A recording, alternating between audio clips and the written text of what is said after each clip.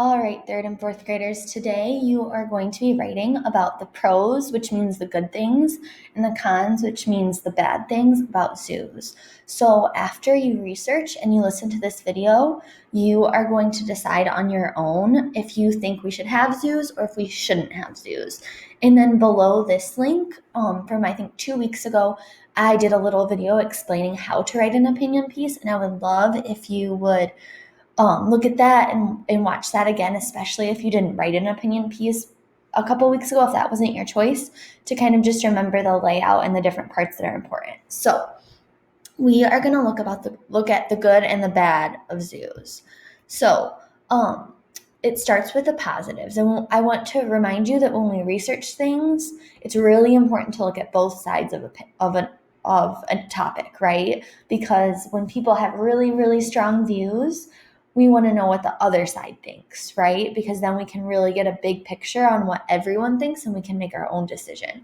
So it looks like there is 6 positives or pros. So it says that zoos are good educational tools, that when people visit zoos, they're not only witnessing living and breathing animals for entertainment purposes, so for fun, but they could learn a lot of valuable information too. So like I know when I was student teaching in Clarkston, we went to a field trip to the Detroit Zoo for the first graders, and some of them had never seen, a tiger or an elephant before. Most of them hadn't. So that was really cool to be able to show them that. So this person is saying that's a really big pro or positive.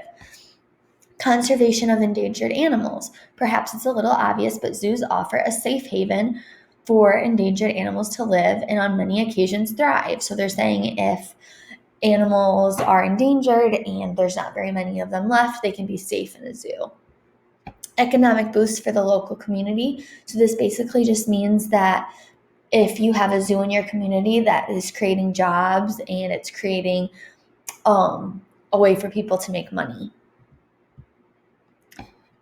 Halt extinction event. So it says zoos don't just work independently to help animals they home and rescue. They also work in harmony with other zoos throughout the world, such as safari parks. So a safari park is like when you could go to Africa and they will drive you through different parts where animals are so you can see them. So this is saying like it's not just helping the zoos in Detroit. They're helping animals all around the world. Veterinary care. So if the animals get sick, people will be there to take care of them. And professional training. So it says zoos are basically a way for the doctors that are working there or the vets to learn how to take care of different animal species. And here are the cons. So this is the negatives about zoos, why people do not believe in zoos. So their number one reason was ethics of captive animals. So captive means like you can't get out, right? They have those animals, they're in cages. And ethics means basically like, is it right or is it wrong? Is it bad to keep animals in cages or is it okay? So they said many wild animals have evolved to thrive in certain environments, habitats, and climates.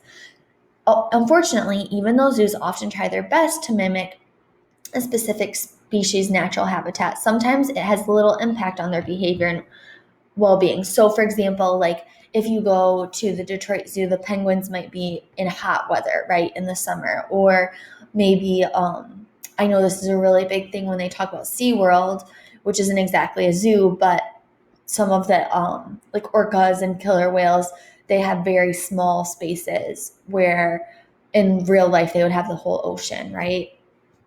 So it says captive offspring are often dependent. So basically what that means in kid words is that when a lion has a baby, then that baby grows up to not have to fend for itself, right? It doesn't have to go out and hunt for food or learn to survive because people are taking care of it. It says financial problems. So if people aren't going to zoos as much, then obviously the zoo doesn't have as much money, and then maybe they wouldn't have as much money to take care of the animals.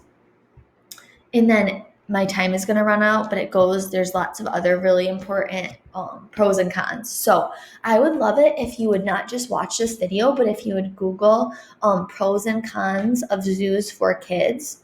That's probably something you want to do with a parent to make sure that what you're getting on the computer is appropriate for you to read, but I would really like if you researched. You don't have to know the answer right away, right? Really think about it. It's a tough decision, and I'm not sure I know exactly what I think yet either.